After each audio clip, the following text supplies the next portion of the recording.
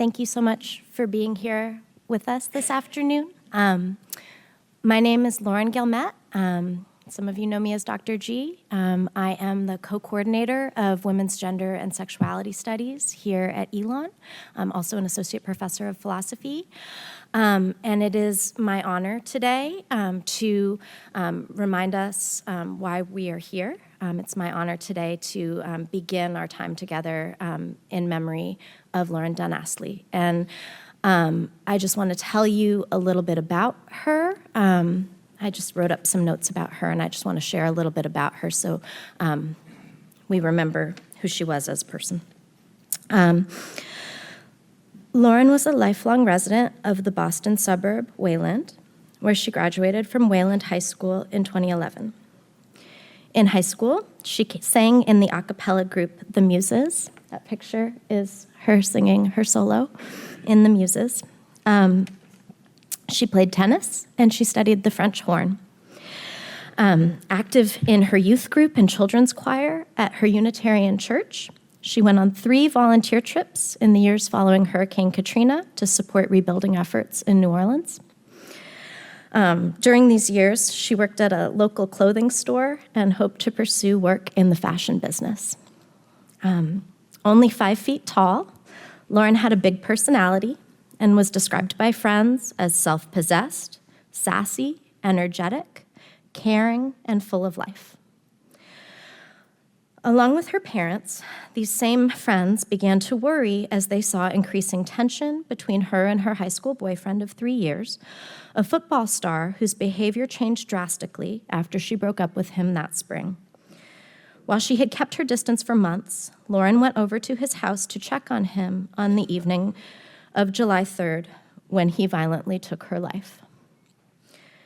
Since that terrible day, Lauren's parents have dedicated themselves to preventing this kind of tragedy from happening to other people, starting the Lauren Dunn Astley Memorial Fund. This program has awarded seed grants to over 170 individuals and organizations working to make a difference, especially around healthy teen relationships, but also in arts and community service, which were deeply important to Lauren during her life. Lauren's parents also started an endowment at Elon, where Lauren was so excited to attend college in fall 2011, which seeks to educate the Elon University community about healthy relationships and the prevention of gender-based violence. This endowment has supported initiatives including expanding education at new student orientation, healthy masculinities programs like Big Muscles, Big Hearts, and events like the one we're here for today.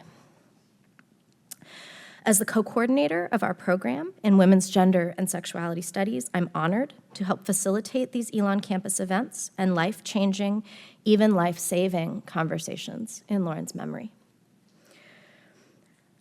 I want to take a moment to honor a special guest in our attendance who really makes events like these possible, Lauren's father, Malcolm Astley, and I'd love to invite Malcolm to say a few words.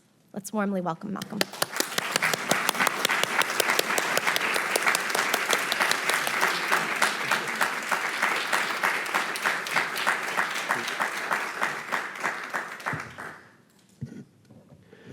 Thank you so much. I'm sure you know the tears can flow, but that's part of the essence of what we need to cultivate together as safe places for people to share those hard feelings and to learn to look into them together. So stick with me. If I head that way, it's good caring and what we're trying to cultivate through the foundation and an openness about what humans are about. I want to thank so much John Barnhill and University Advancement, philosopher Lauren Guillemette, sociologist and keynote speaker Dr. Cynthia Miller-Idriss for their efforts in the program. And thanks to you all for taking part in efforts to understand intimate partner violence and what we might do to understand and work toward preventing it, a strange and alarming phenomenon prevalent for thousands of years among humans and a hard topic that we're finally talking about in programs like this one today at Elon and gradually all over our country and the world. The White Ribbon Movement is an international movement. There is the hope, despite the horror, that we face together. You probably know by now, and you heard some of the summary again through Lauren, you probably know by now that I was dragged into this challenging and painful matter through the death of Lauren 15 years ago when she, at 18, was murdered by her former boyfriend after she had broken up with him when they were high school seniors. And not long after she visited Elon, preparing to enroll, mainly as I understood it, because the buildings all matched and the fountains were captivating. Lauren had a strong aesthetic side, and she just plain had strength that was kept the father going. She had gone to visit him to check on how he was, having heard he'd become solitary, much less active than previously, and was reported to be abusing various substances. He ended up beating her, strangling her, slicing her neck, and finally cutting her throat before burying her body in nearby River Marsh, a strangely beautiful area. He's been in prison since then. 2 lives and families and a community were deeply violated and harmed. Such violence and loss is painful to ponder, and I thank you for your courage and honesty in trying to face it in the various contexts that you're involved in. Such violence is not isolated, and we need to keep insisting on that. 2 to 3 girls and women are similarly killed each day in our country, about 1,000 per year, about 70,000 in our lifetimes, about the same number as the American soldiers who died in World War I. The victims are usually females killed by their male partners, though similar and even larger numbers proportionally die within non-binary gender relationships. 1 of about 10 teens experience physical abuse within intimate partner relationships. I believe we need to advance our delving into what leads to the violence, and I am so deeply grateful that Elon has taken on that matter as an ongoing topic on your campus through funds that our foundation has endowed here in Lauren's name, and has probed into what we can do to understand and address the pain, rage, and violence and harm to the self or others that is so often involved in breakups. The core topics I hope that you can gradually and steadily take on together, including opening up the challenging matter of the human craving in nearly all of us for intimate connection, and also for feeling respected and worthy, that we're competent and that we're doing important things. It's a deep drive in, I think, virtually all people that we don't talk enough about. We need to honor that strong motive in people. Nor do we address carefully and regularly the related matter of the incredible pain we can feel in the face of loss, be it from feelings of failure or loss in a breakup, or in the similar hard matter of death, that I think we are not open about enough either. It's a fundamental, hard part of being a person, but we don't get into it with our youth, and we need to. From that first goldfish that dies, the first stuffed animal that's lost, all of this is part of learning to care and to keep your caring going as things disappear from your presence. We need to explore and teach, I think, skills in grieving and supporting others in grief, and skills in building a supple sense of self-worth in ourselves. Call it self-worth or self-regard, self-respect or self-love. Call it self-worth or self-regard, self-respect or self-love, and in our friends and other community members. So it's the job to keep an eye on that incredible fire in people all around us, in my view. And eventually in the young people here, in your own offspring, so that when we face loss, as we all must, it's the hardest chore of being a human, or other species as well. We share that with them. Even in our dearest relationships, we can count on a resilience we've learned to build carefully in ourselves, and count on the care and comfort and listening that we can offer toward all around us, who must also face this rough but normal part of living in partings and breakups, so that we can connect anew effectively after the necessary grieving and gradual learning and renewal. I hope we can start gaining important and effective insights this afternoon on this vital matter of building supple, resilient self-respect in ourselves, in others, and in the children of those yet to bear, and thus future generations, to create that wave eventually, so to provide caring when we see warning signs and pain, as were evident in Lauren's killer, and to help dismantle false drives to gain self-worth by creating and imposing harmful power over others. There is this illusion that we need to dismantle, that somehow that makes us more worthy. And the Olympics feed an awful lot of that. We need to build that into observing our passion for sports, and that illusion in there that somehow that makes someone more worthy than others. Thank you for taking on these challenges together, and as we encourage in Lauren's spirit and memory, keep on sparkling.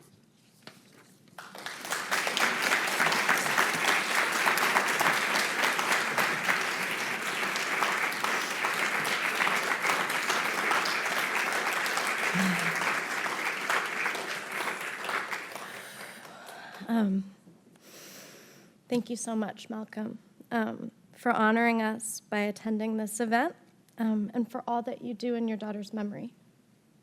Thank you. With your support, we are delighted to invite Dr. Cynthia Miller-Idriss.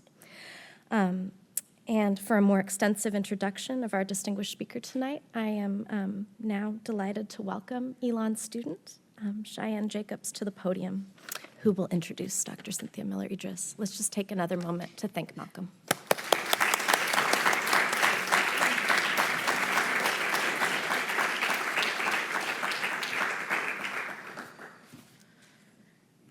Okay.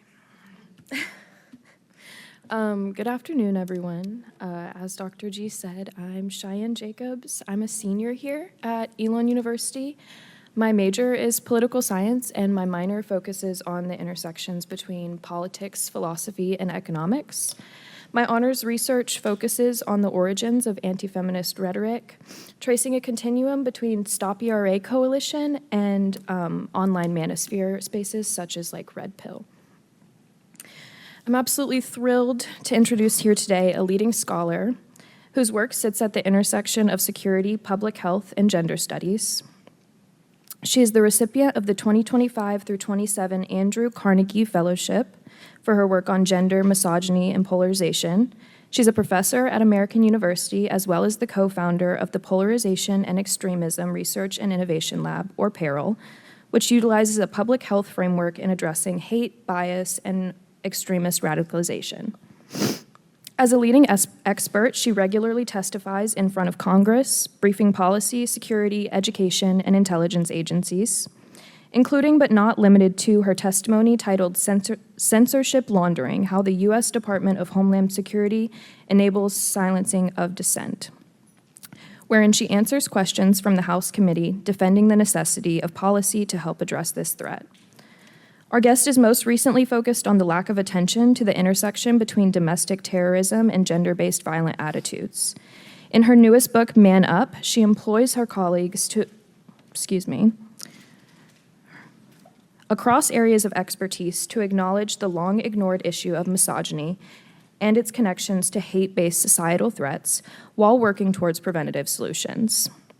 The book itself does an amazing job explaining how ideologies develop, why they persist, and what strategies can be used to prevent this violence, all while maintaining a tone that is accessible for any field to adopt. With that, please join me in welcoming Dr. Cynthia Miller-Idriss.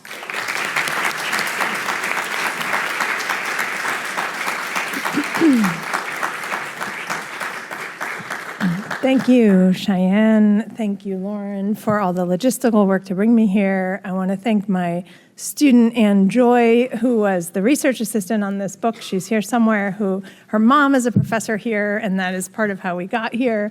And all the work that went into bringing me here, but especially Malcolm. I really want to thank you for your courage, for turning what is most unimaginable tragedy into a passion for change. I think it's an inspiration, and I would like to start with a moment of silence in Lauren's memory, if we can.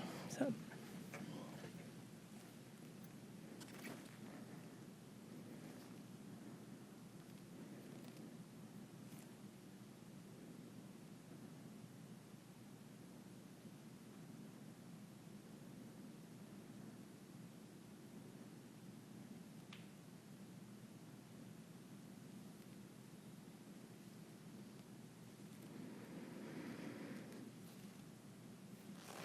Thank you.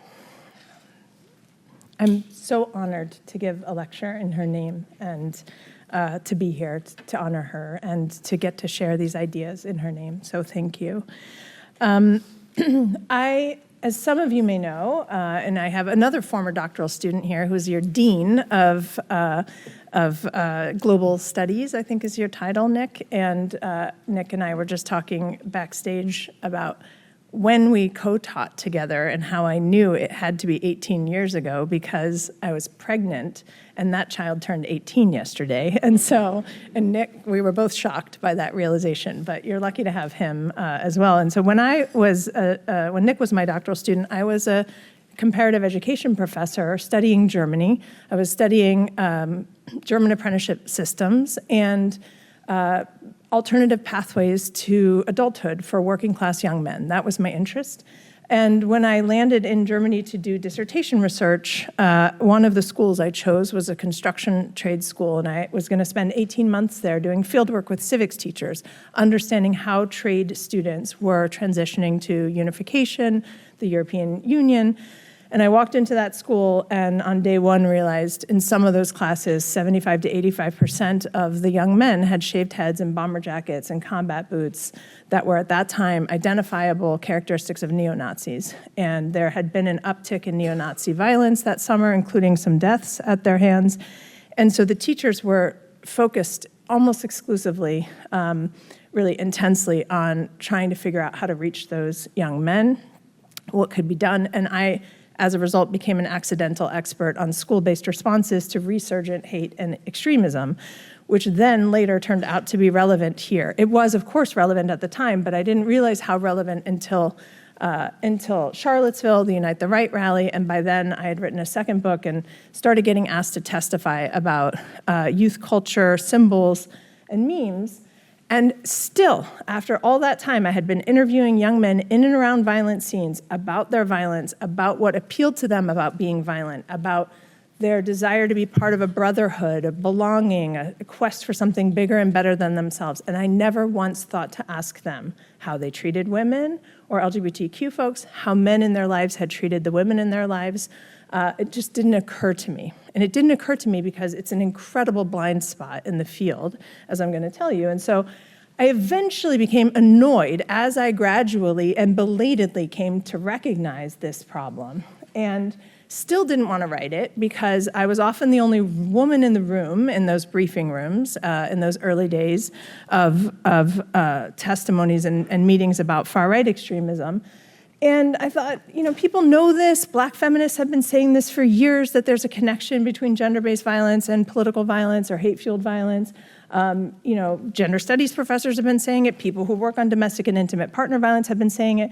But in fact, my field had not been saying it. The national security side had created essentially a totally false separation between national security and intimate partner violence or interpersonal violence. Interpersonal, intimate partner, domestic violence is handled by the Department of Justice, by local law enforcement authorities. Things like incel violence, mass shootings, school shootings that might have a gender dimension, and all other forms of political violence and extremism are handled by the Department of Homeland Security. And they don't really talk to each other very much. Same way that hate crimes actually are handled separately by local law enforcement, but white supremacist extremism is handled by DHS.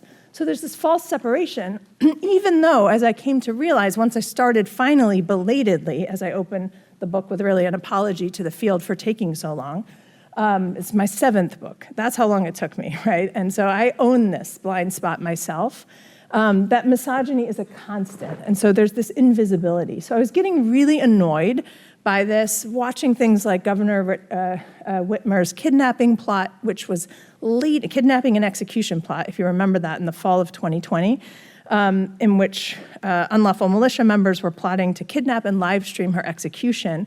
And the language they used was so misogynistic, deeply misogynistic. I was in the media a lot during that time period, and at the end of that, every interview, a journalist would say, have I missed anything? And I'd say, well, we could talk about the misogyny, right? But it never made it to the story, right? It just was like this side feature.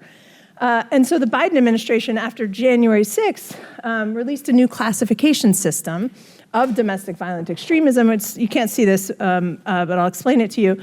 That they tried for good reasons to get away from the idea of far right and far left violence. So they put a category that were sort of like issues-based extremisms, what they called racially and ethnically motivated violent extremism, animal rights, environmental extremism, abortion-related extremisms.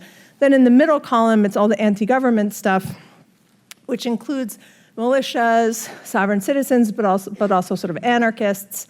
And then they have this category, and this is what tipped the scales for me and why I wrote the book, called all other domestic terrorism threats. And it includes, among other things, like personal grievances, all domestic terrorism threats related to religion, gender, or sexual orientation. So talk about othering something that is a major and growing through line. That's it. It's all other. Even though what we know now is that 60% of mass violent attackers in the US since 1949 have a documented criminal history of domestic and intimate partner violence in their own personal histories. 60%. That's in a world in which well over half of domestic and intimate partner violence goes unreported. And it doesn't include things like stalking, harassment, rape threats, sexual assault, online misogyny, which is so ubiquitous that most women in the younger generation say it's just the cost of being online, right? There's the personal histories. We have rising domestic violent extremism, including male supremacist attacks, like from the incels, as I'll talk about in a minute. We have women's engagement increasing. There is a documented crisis in men and boys' well-being that I'll talk about that creates vulnerabilities, moral panic on LGBTQ issues, especially anti-trans violence, and yet all of these things are happening and swirling, and gender gets literally relegated to other, right? All other. So that I was just so annoyed. I just thought, okay, I have to write this book. So I did. I set aside all other things and wrote the book. And the argument essentially is that gender and misogyny are foundational to extremism and its violent outcomes. And we have to look at it that way if we're going to understand how to prevent it, which is how I spend most of my time. So just to give you some examples, I'm going to run through these. I won't go through all of them, but a lot of cases that you may remember or have heard about of mass attacks that never get described or diagnosed as having a gendered component have a gendered component. Virginia Tech, the Pulse nightclub, we do know that, right? The anti-LGBTQ issues. The Parkland, Florida high school shooting. That was a high school shooting, described as a high school shooting, but right before he went in there, he praised the incel shooter who had attacked a Santa Barbara sorority a few years before, who I don't name. I never name the shooters, by the way, but his initials, ER, are so popular within these communities online of misogynistic incels that they call it doing an ER, right? Or going to go ER, right? So he praised that shooter and then went in. But because he didn't target only women, it doesn't get, or only girls, it doesn't get documented as as an incel shooting. The Annapolis, Maryland newsroom shooting, which gets described as a workplace shooting, was at the hands of a man who was harassing and stalking girlfriends and women since high school. The Uvalde, Texas elementary school shooting, a horrific shooting in which 20 little kids died, that shooter was making teenage rape and kidnapping threats against teenage girls so often online that journalists later tracked the girls down and asked them why they didn't report it. And you know what they said? Report it. It's just how online is, right? Didn't occur to them that you could report or that you would report or that anyone would take it seriously. But he escalated and attacked an elementary school. And again, because he didn't choose only girls, it's not actually diagnosed. So we diagnose and we detail and we call the attack by the targets, which is not wrong, but we miss when we do that all the other foundational kinds of things. So I'm going to have to say something really offensive to explain this one, so just a trigger warning. For example, the Charleston, South Carolina shooting in which 9 African-American peacefully worshiping Black citizens were killed. While he was killing those people, he said, I'm doing this because y'all are raping our women, right? So relying on false crime statistics after having done a Google search that led him with its first hit for a phrase called black on white crime to a white supremacist website, right? So an algorithm failed that Google later corrected when they found that out in his FBI interview, but nonetheless was a gendered motivation, even though it wasn't his own personal history.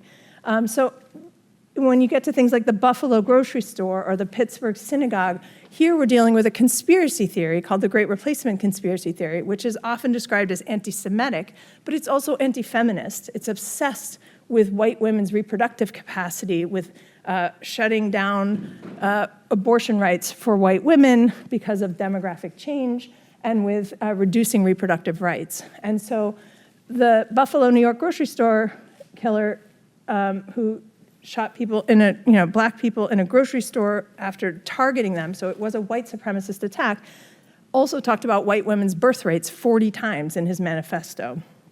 So we see this again and again and again, or in Oregon Community College, in New Mexico high school, right? So some 50 to 60 people who have died women who have died at the hands of incels, plus all these others where there were gendered motivations.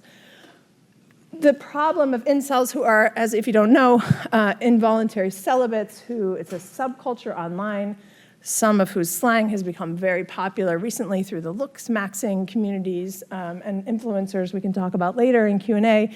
But they basically argue that they are unable to form sexual or intimate relationships with women, and those women should therefore be punished, along with the alpha men who take all the women in some cases. So, and incel forums have followers all over the world on the English language one. So it's not just the US, there have been incel-related violent attacks across the world.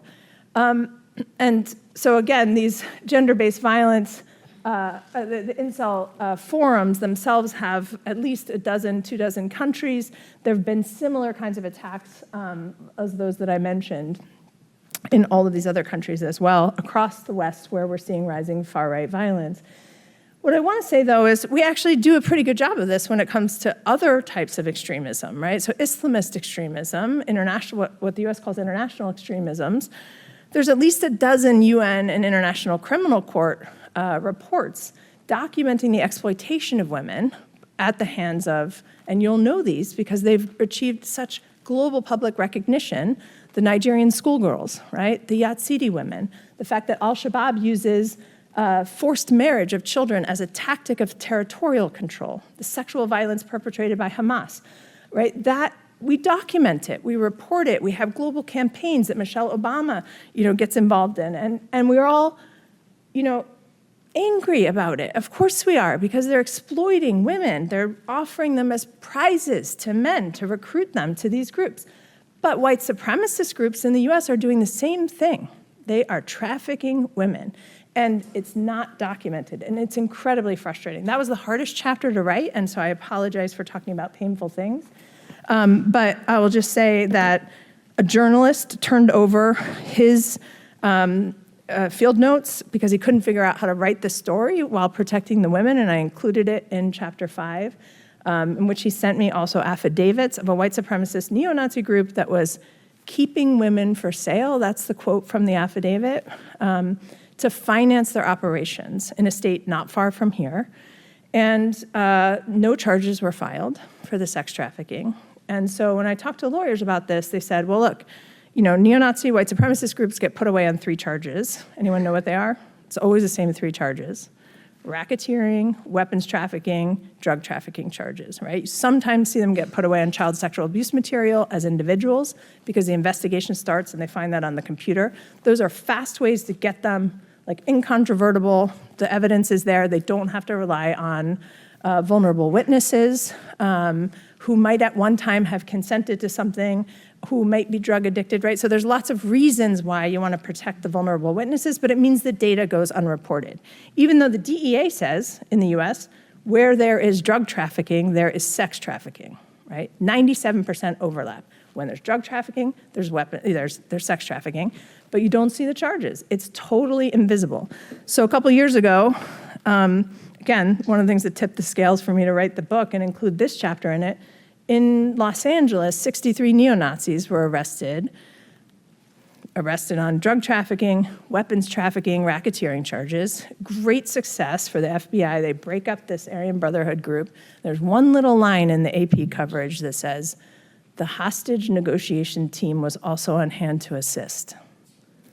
Like, who do you think the hostages are? That's it. That's all we get. That's the whole story, right? It's so infuriating that we talk so openly when it's black and brown terrorists over there, but when it's white supremacist terrorists here, it's invisible. So one of the things that attorney generals have told me in my presentations to them here in the US is that actually it's not that hard of a fix. We can add an enhancement charge to make the data visible. We just have to do it in a way that protects the women. So that comes up in exploitation, but I will tell you that I write across the book in 5 chapters, 5 different ways that I believe misogyny and gender are mobilizing extremism, both political violence and hate-fueled violence in the US and overseas. I call them containment, punishment, exploitation, erasure, and enabling. And right about now, I can't believe I haven't told you yet how I define misogyny, but I should do that because I think it's an important distinction from how it's used colloquially. Most people use the word misogyny colloquially as hatred of women. I don't. I use it the way the philosopher Kate Mann does, which is as the law enforcement arm of the patriarchy. Okay, so the patriarchy is a system of power distribution. It's upheld by sexism, which is beliefs and attitudes about inequality between men and women, and by misogyny, which is policing of gendered norms and expectations, right? Keeping people in their place. The reason why I think that's really important is because it means women can do it as well as men. It means that boys are subject to it as well as girls, that men are subject to it as well as women.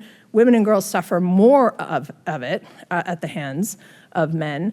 But there's a lot of homophobic bullying that goes on, as you know, that puts boys in their place too, right? And so one of the things I've learned from interviewing men, one man told me he felt like he spent his whole adolescence slicing off little parts of himself to survive the gauntlet of homophobic bullying from other boys, getting more stoic, getting harder, not crying, manning up, basically, only to pop out in his 20s and then be told, actually, that's toxic masculinity. And he's like, so my survival strategy is now toxic. So he was really frustrated by that, and I think I'll talk about that when I get to the vulnerabilities and how that gets them weaponized online. So I'm not gonna go through all of these in the interest of time, but I wanna spend a little time on containment and then just tell you a little bit about the other. So the containment is the most ordinary, everyday form that we all confront in some form. I started realizing how ordinary it was, this insistence on keeping women and LGBTQ folks in particular in our place, in their place, and men who don't adhere, right? Men who don't conform to sort of alpha male norms or the man box culture of dominance, aggression, stoicism, not asking for help, et cetera. And I started to realize this around the time that I started to see a pattern in my own hate mail. So these are some quotes from my hate mail that I opened the chapter with. This guy was my personal favorite, actually, I will tell you, because he called me twice in 10 minutes apart. And there's a lot of people who leave hate mail for me often falsely identify me as being trans or as Jewish or something, which is also sort of an interesting flex. But so he says, first he calls, I was on CNN after Nancy Pelosi's husband's attack. And so he calls and he leaves this message. Why is it that you transsexual people are always front and center on the news, right? That was his chief complaint. I was front and center. I was like, that's really interesting. Like, why does it bother you that I'm front and center? And then he calls back 10 minutes later after he'd done a little research and corrected his trans hate mail with some regular misogyny. So he said, like, looks like I might have been wrong, he said. And then he got more sexual, like, looks like you might have these body parts.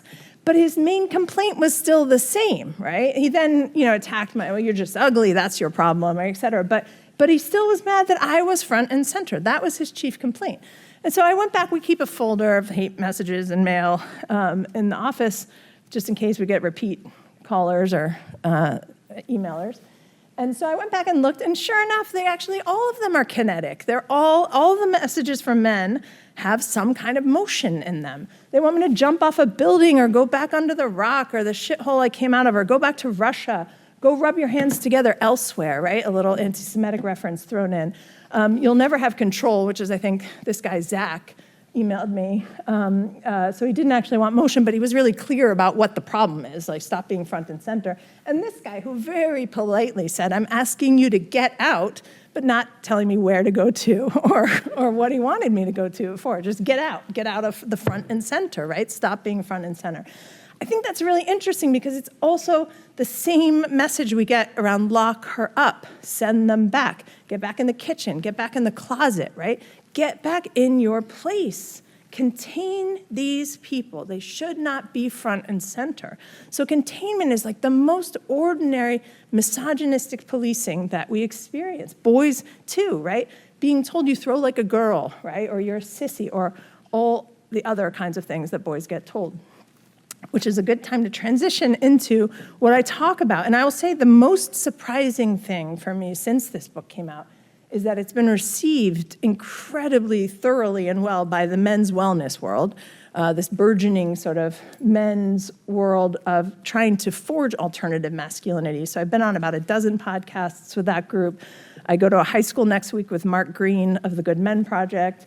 I have been with Ted Bunch on a stage who does a call to men, right? So there's an incredible group of global people who are working on trying to change this trajectory for men. And I was worried about how this book would be received by men, and so that's kind of interesting that they have it. But one of the things I learned through interviewing and getting feedback from people, including from a wide variety of men in the course of writing the book, is that it's important to acknowledge that boys and men are not only the primary perpetrators of violence, they're also victims of that same violence at the hands of other boys and men often, right? So bullying, domestic abuse, child abuse, street fighting, right? And all of this is within a culture that rewards dominance and aggression as hallmarks of masculinity.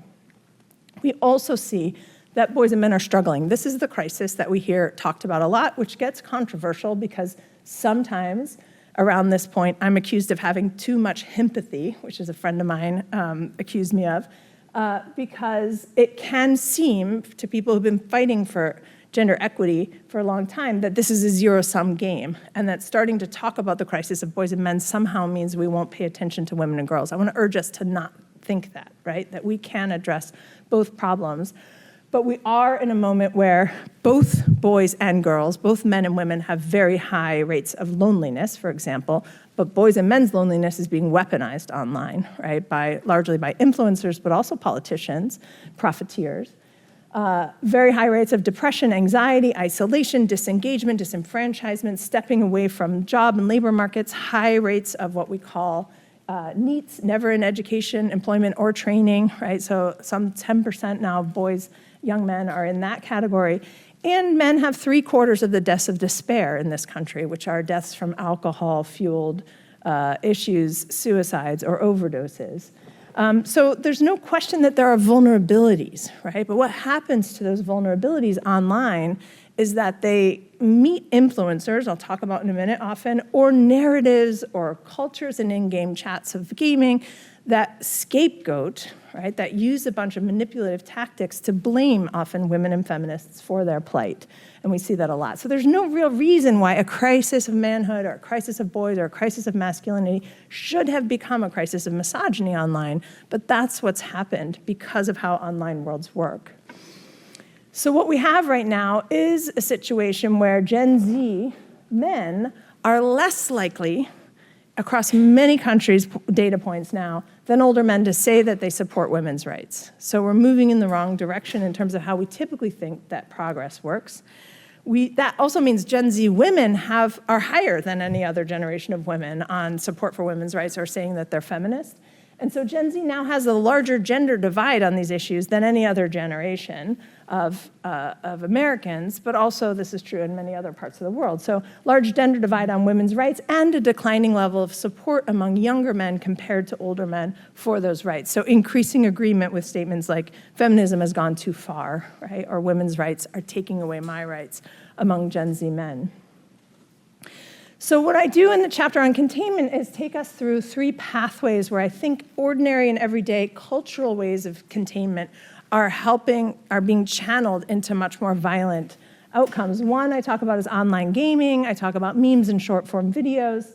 But then the one I really want to mention here is the self-help forums and influencers. So the one you're most familiar with is Andrew Tate. He's outdated already. There's 1,000 guys like Andrew Tate, but basically, these are influencers who package and sell the exploitation, domination, and violence against women as part of a success strategy. Also scapegoat and blame women or feminists as the source of problems. This is why the nuclear family is breaking up. This is why you don't have a job, you don't have a chance in the job market. We just mapped gendered grievance narratives online, and there's about 400 of them.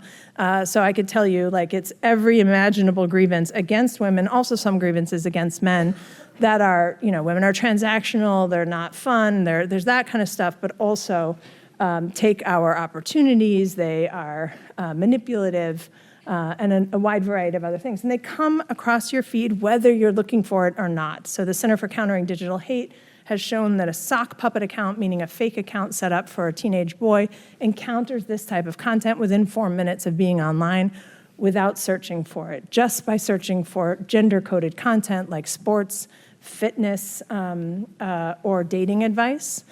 And girls, by the way, girls' sock puppet accounts get self-harm or pro-anorexia content in 2.5 minutes. So it's not much better. It's bad either way. But the boys are getting content that is harming women and girls, and the girls are getting content that's harming women and girls, right? So the misogyny across the board is harmful. If you hover over one of those videos, of course, you get more of them. If you watch one all the way through, within 2 to 3 hours, the majority of that sock puppet feed is that kind of content, right? So it's constant, it's ubiquitous, and it's often coded as a joke, right? Comes across in humor, satire, irony. Okay, so very quickly, just to walk you through the other chapters, for those of you who are in or around in the violent extremism space, the national security space, this is the chapter I put at the center of the book because it's the only one that my field, side of the field, talks about, which is things like the violent incels, the men's rights groups from the 1970s that have evolved from kind of custody and alimony lobbying to, kind of moving around dialogues around false rape crime statistics, et cetera. These are groups that are obsessed with purity, with power, that have an entire language and lingo about women's sexual market value or hitting the wall at 25, right? That this is scores. This is where the looks-maxing content comes from. If you haven't read that article in the New York Times about Clavicular, who we've been following since the beginning, and then he made it to the New York Times style section lead story this weekend called Handsome at Any Cost, right, which is about this incredibly harmful movement among young men to do what's called hard maxing or looks maxing, including using hammers to bang on your jaw, to get microfractures, to try to get this chiseled jawline, but steroid use that in Clavicular's case has made him infertile. So this kind of pursuit of an alpha male appearance at any cost, right, and how that is shaping, even made it to a political campaign right here in North Carolina, unfortunately, where one candidate said he was vote maxing against his low-tier competitor. I found that very disturbing to see that he was mogging, which is a reference to being an alpha male. So this type of once very, very fringe subculture has made it right into the mainstream. These are, pickup artists, violent incels, men going their own way, these kinds of groups. It's the one area where the violent extremism field pays attention. This country doesn't count it within the category of domestic violent extremism because it's still all other. But in the UK, in Canada, and other countries, it is officially part of the spectrum, counted in data sets, and it should be here. Here we see a lot of anti-feminism and anti-rights, and I just want to point out that some of these same ideas have become rather mainstreamed by people like Mark Zuckerberg, who says, what we really need is more masculine energy in the corporate sector, or Pete Hegseth, who has said we're returning to male standards in the military, or after Charlie Kirk's assassination, I think it was Steve Bannon who described the memorial service as a great display of muscular patriotism, right? This idea of sort of reference to real manhood as being linked to all of these types of things, success in the corporate sector or the Department of Defense. Exploitation, as I said, was the hardest chapter for me to write. It is a chapter where I talk about domestic and intimate partner violence as a precursor, a warning sign, and as an ideological glue, a real link, right? How we see these things using the same logics of superiority and inferiority, the anger at someone not being expected to be submissive enough, to be not pleasing enough, to not adhere to the expectations of how she should be, and then that, whether that's violence against a woman or escalation to a mass shooting, we're seeing the same kinds of logic of power and claiming of superiority. This is where we also have, Vice News wrote an article a few years ago. The title was, "Why are all the neo-Nazis getting arrested for child sexual abuse material?" Which is true, and again, it's because once an investigation starts into a plot, that plot is often hard to prove, but once you start looking at the devices, if there's illegal material on there, it's an easy way to put them away for 6 or 8 years, which is probably about what you would get for the plot anyway. So we're seeing that kind of thing, but I talk about why is it? If you don't want to believe that just everybody has this material on their computer, and if they happen to have an investigation, they'll get caught. I don't believe that. I believe that it's part of the same logic of power and exploitation and trading of outrage and outrageous material that escalates. I also talk here about AI and virtual reality generated violence. So tech-enabled gender-based violence is a big part of what we're talking about in the lab right now. And ultimately argue that gender-based violence has to be understood both as a spontaneous part of mobilization to extremism and a systematic part. The systematic part is the part that I think is really hard for us to grasp. Because it is used for operational, tactical, and financial reasons by these groups, and we ignore it in this country. And I think that has to change.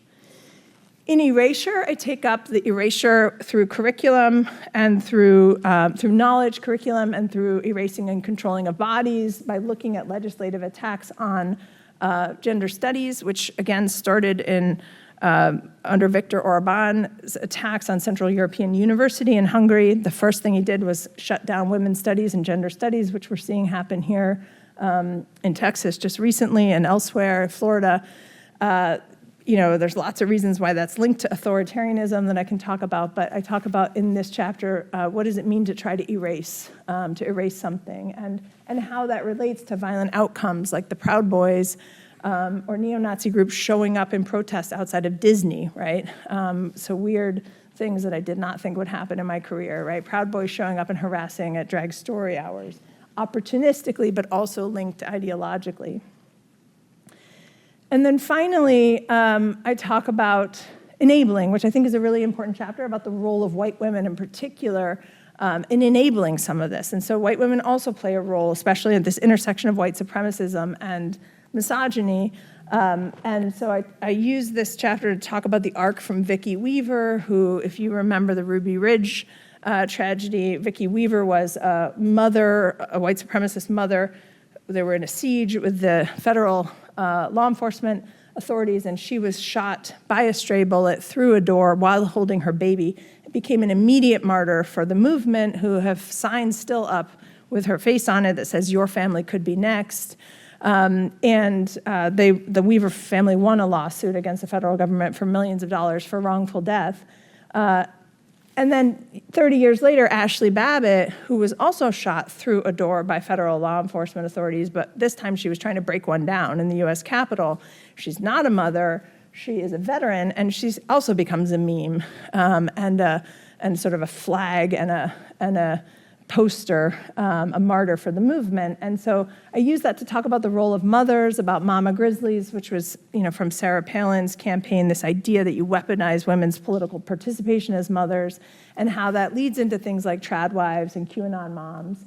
And also social media influencers like this woman who called on white women to have as many white babies as she had, which is 6 in what she called the White Baby Challenge, to counter demographic change. So these social media influencers who have sort of relatable content in kitchens and elsewhere, both as trad wives and as avid white supremacists. Okay, so I want to leave in my last, and I'm sure Ann Joy is somewhere waving that I'm almost out of time, so I want to leave us with a little bit of hope, right? So I've told you all the bad stuff, but we, in the lab, as I wrote the book, I realized we really should be working on this.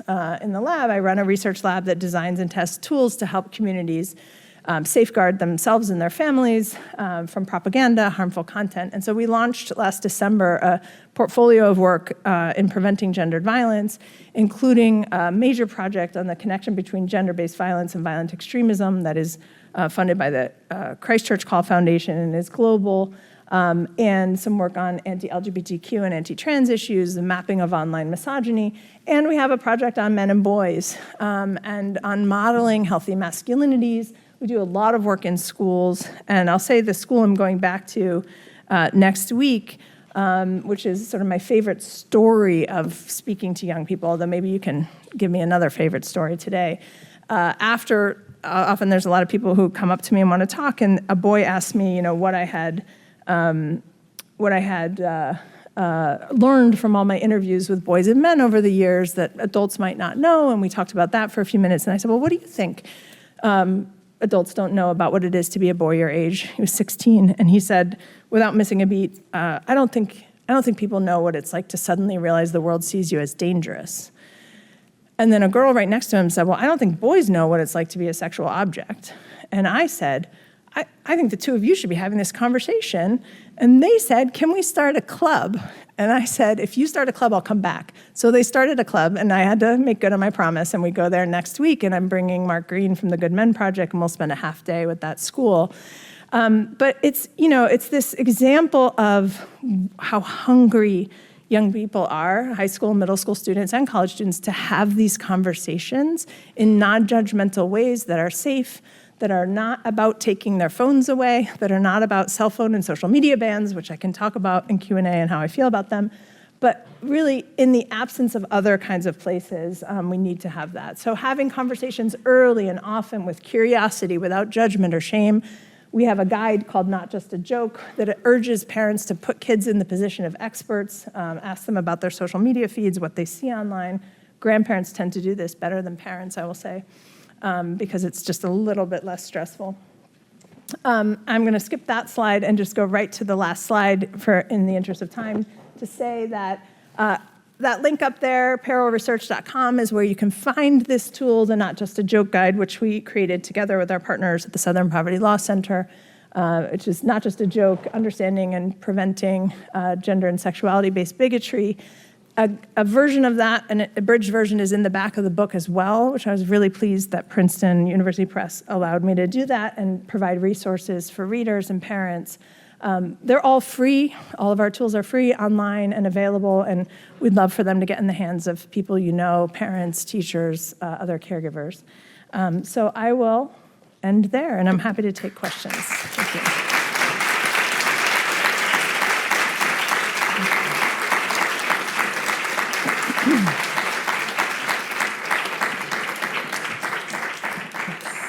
I know I talk fast, so sorry when I get excited, I speed up. Do we have any questions? I think there's a microphone there, right? right there? Is that Okay, if people have perfect. questions, you can go, but we can also bring it around.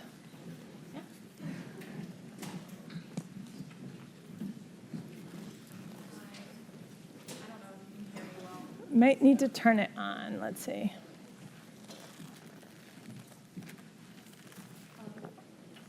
Maybe, This one works? yeah, okay, good. Hi, I'm Olivia Cassidy. I'm a senior. And I just wanted to know kind of what your thoughts are on what's been going around with the men's U.S. hockey team currently. Yeah. So, yeah. Yeah, so can you tell for the audience, does everyone know what's happened with this? Yeah, Okay. so basically there was a video kind of released of the men's hockey team in their locker room, I believe it was, a phone call with President Donald Trump where he kind of made a joke about having to invite the women's team. Meanwhile, they also won gold, and they've actually won the same amount of gold medals as the men's in a shorter amount of time.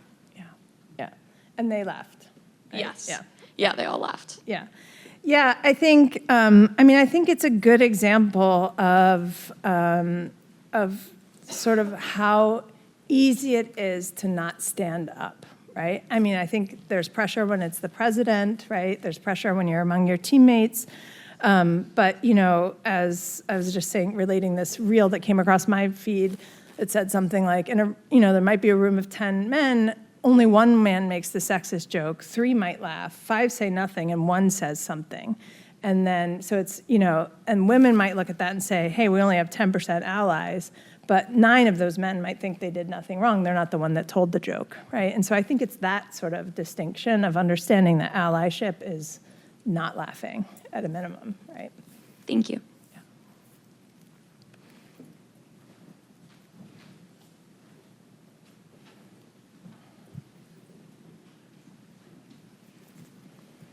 Hello. Hello again. My name is Harrison. 2 things. Your slides are fantastic. Thank you. They are really well designed. And second, I grew up in a part of Virginia that is decently intolerant. And to say that men suffer from misogyny, people would immediately laugh at you and Right. not even be able to Yeah. have any sort of dialogue with. How do you recommend that we start that conversation instead of just trying to invite them? But what is the first rhetorical move that needs to happen to get behind that cognitive barrier? So, first of all, thank you about the slide compliment. We have an incredible graphic designer in our lab who, this is the first time I've ever had professional slides done, and I was talking to Ann Joy about this earlier, that he actually said, what do you want what's the emotion you want the audience to feel?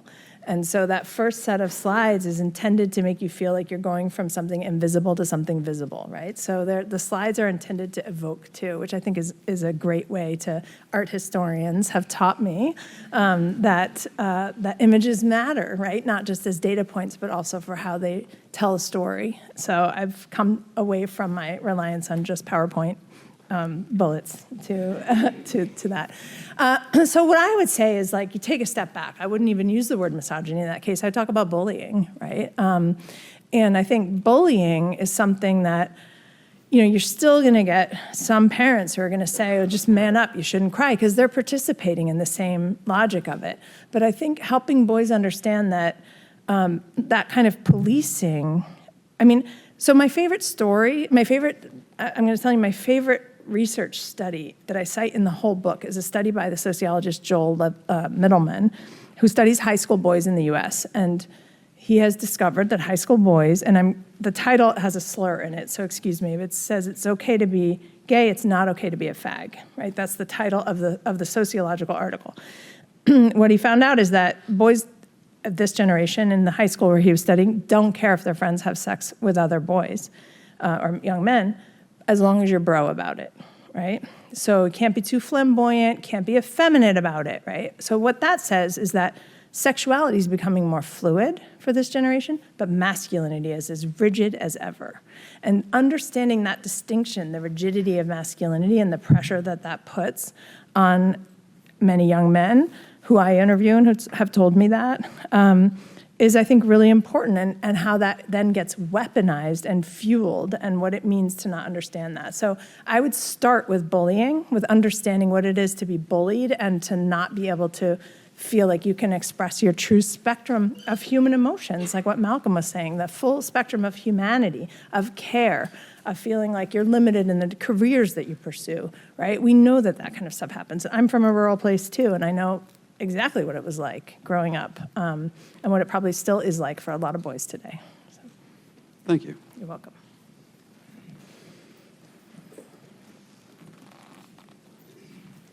There's one in the back too. Yeah. Hi, I'm Emma.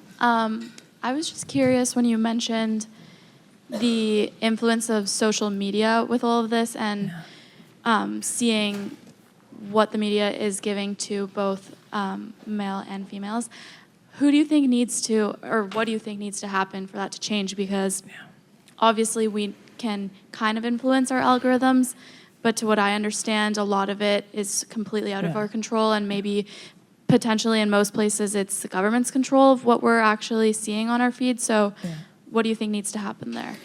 I think a good question. I think there are several things that need to happen. So I would love to see social media regulation happen. I don't think it's going to happen here. If you don't already know, social media companies, so most media companies, television and newspapers, are liable for the content that they publish. Social media companies have successfully argued that they're not liable because they're not content producers, they're just content hosters. So this is what we call Section 230 of the US Telecommunications Act, would have to change to make them liable for hosting content even when they don't produce it themselves. That's unlikely to happen, which means that we rely entirely on the trust and safety policies that are voluntary and created by these companies, which they then change. So Meta just made misogyny no longer a part of their trust and safety. It's now also their anti-LGBTQ policies have changed and loosened up. And so we don't have any real control over that, except as consumers, if we were somehow going to have a boycott or put pressure on it. I will say that the UK has, and the EU have, through their Digital Safety Act, put a lot more pressure on the regulation side, but what I have heard is that the companies are just paying the fines because they make more from the advertisements running this stuff than they would from having to regulate the algorithm differently. So the fines have to be much bigger, even in cases of regulation, in order to force change, I think. So in the absence of regulation, what can you do? I think the main thing that we advocate for is tremendous amount of digital media literacy. In the context of online safeguarding, where you're teaching people about manipulative content. We just did a training today, our training team who's here, where you're teaching people about the tactics that actors use who are trying to use you to profit from, to sell you a product like stale gum, which I know a lot of young kids buy because they do mewing, but the gum product, they think it's gonna make their jaw stronger and get that like lantern law, So there's products, there's subscriptions, there's courses, right, to buy that have made people a lot of money. That Looks Maxing influencer who advocates for bone smashing is making $100,000 a month streaming on Kick right now. I mean, most influencers obviously never make that kind of money, but it's profitable to be outrageous and to sell harmful tactics. And so you have to kind of help people understand how dangerous it is, how much pseudoscience there is, and how much people are disfiguring their faces, smashing them with hammers, right? There's no evidence that changes your jawline in any way. So social, media literacy, and then we just do a lot of awareness raising for parents and teachers and other caregivers, faith leaders, coaches, mental health counselors to try to help. None of that is really going to help with the actual just gendered content. So some of that's just a cultural change too. Like that Guardian piece, if anybody read this Guardian piece that was this week by a 15-year-old girl in the UK talking just about a description of the misogyny on she and her friends' feeds is horrific, right? The sexual violence in those comments that they encounter on a daily basis is really horrific. And so, but I think one of the things I do in the conclusion, in the epilogue to the book, is really call on all of us in every generation. And, because I think, and I end with a story, it's that slide that I skipped past, my Oh Sorry Ma'am era, is the name of that epilogue. My editor made me add that in because the story produced so much hilarity among our friends of my generation and her generation. She said, you have to share it. I was running in my neighborhood. I was catcalled from behind, and when I looked over my shoulder, at the guy, he took a step back and said, "Oh, sorry, ma'am," right? So like he wasn't apologizing for catcalling. He was apologizing for catcalling a woman who he suddenly realized was old enough to be his mom, right? So I realized, like, oh my gosh, I'm crossing over into this age of invisibility that I didn't even know was coming, like out of the age of objectification that I'd forgotten was there. It was so familiar. But what that story told me is that my daughters, all of you in the room, are still just gonna get catcalled, right? He wasn't apologizing for catcalling. He was apologizing for catcalling me, right? An older woman, because that wasn't okay. I've got some age-based respect now that somehow gets me out of that, right? But I think that also is a call to action for women like me. Maybe that's why I could write the book only now, because I have some kind of cognitive dissonance now. It's not quite as intense for me. I don't feel it quite as viscerally. I'm not quite as threatened. And so I think it's on all of us, whatever age we are, whatever demographic we are, to sort of stand up and say something and be like, that's just not cool. Thank you. Yeah. All right, I see a I'll lot make of faster hands. responses. Okay, I see yeah. a lot of hands. How many more do you think I have time for? Two. Okay, I have time for two more. If folks need to exit, do your quick exiting between. And then We I'm could gonna- also take like 2 or 3 and then I'll Okay. answer it together, so it's She's read the faster. book? Okay, I'm gonna go take Yeah. the one who's read the book. Yeah. Have you read the book? Oh, you've read the book. Hello. Hi. Is that too loud? My name is Issa. My class read your concluding chapter for class yesterday. Awesome. Thank you. And for those who don't know, she discusses how there's a need for like a multi-layered and holistic approach to facilitate like a cultural change or like a paradigm shift. And we discussed in class how that feels kind of unattainable at this point, especially in the wake of the release of the Epstein files. Yeah. And how it feels normalized that a president can allegedly engage in this kind of activity Yeah. and not have any repercussions. So I was wondering if there's anything you would add or change about your concluding chapter.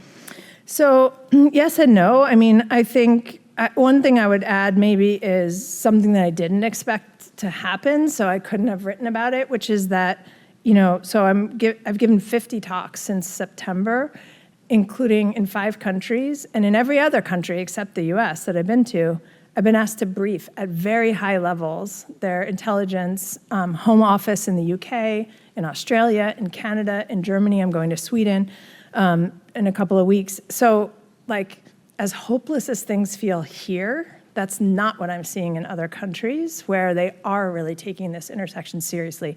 Our project on the connection between gender-based violence and violent extremism, which I also didn't know was going to happen when I wrote the book, is funded by Jacinda Ardern's Christchurch Call Foundation, and that's in Jordan, Kenya, and Canada. So we have, globally, I think there's so much interest and so much recognition of what's happening, and we're not doing that here in the US, but that doesn't mean we won't, right? Like, I'm heartened by, I've given 50 talks, but I've had invitations to do 50 more, right? Like, I can't do them all, and I'm out on the road, my poor team. I know I was like alone a lot because I'm checking in from the road, but people see it, I really feel like people see it, and I know it doesn't feel like that to you, but it feels like that to me, and I'm surprised by it. I'm surprised by the men, by the men's I've done 16 podcasts, almost all from men's wellness groups. The Mankind Project, the Good Men Project, like these men who are trying to forge something different for a different generation of men and create cultural change. I know that feels like cleavage because we have the Epstein files too, right? And we have the Pellico case in France that it makes me throw up, right? I mean, thinking about that case, like these cultural things are so deeply embedded and they're so enabled by elite men and women to some extent, like the Epstein files. So, but I will just say, like, I'm an optimist, and partly why I'm an optimist is because I get to be in these conversations all the time, including with high school students. And we were in a class on men, masculinities, and extremism at AU this weekend and last weekend, 40% men, right? Like, and that's more than we have on campus percentage-wise. So disproportionate number of men enrolled, right? We have a very highly female campus. So I see that as a good sign, right? So there's your optimism. Thank you. Okay, I think we have time for, do you think? One more behind One you, more. and then. Okay, we one wanna more, and take- I saw yeah. you first. I did. I'm sorry. Oh, you're good. Hi, my name is. I was curious to know, to what extent do you think anonymity on these platforms influence men to experience with this extremist movement or rhetoric? Yeah. Yeah, there's really good research on this. It's called the disinhibition effect, and it's definitely true. So, what we have seen, the research shows that online misogyny spikes and continues to climb starting in 2011. So it's like right around the time that everybody started getting social media. So it's not that misogyny itself is new. I call it the new misogyny in the subtitle of the book to distinguish between online misogyny and the age-old misogyny that my mom experienced and that I've experienced. And I talk about my mom quite a bit in the book and the things that she endured that I can't imagine, right? Like she couldn't get a credit card or a bank account until she had 3 kids, right? Like without my dad's signature, right? It was legal, right? In a different way. And I'm not that old, right? Like I don't feel that old, right? Like, but this is the 70s, right? So, that kind of stuff I think it's shifted, but the disinhibition effect online and the fact that there's just so many more channels, right? It's the comment section below every post. It's the fact that you can use, undressing apps to create nude photos of any, which is some of the schools we advise. The 8th grade boys have done that, right? Created nude photos of the girls in the school. AI porn on Grok, right? How easy it is and how awful it is. So the posts, the threats, the comments, the fact that you can just respond so quickly to people is different than a time when people had to send you a letter, in the mail. There was just a much higher, and it was maybe not as anonymous, but even if it was anonymous, they had to really commit to getting a stamp and all of that, So it's just, there's a disinhibition effect, and there's ease, and there's so many more platforms. So it's sort of all 3 of those things, I think. Thank you. Yeah, thank you. I'm sorry we don't have time for more questions, though I love the enthusiasm for Dr. Miller-Idriss's talk. Please join me in thanking Dr. Miller-Idriss for being with us. Thank you, Lauren.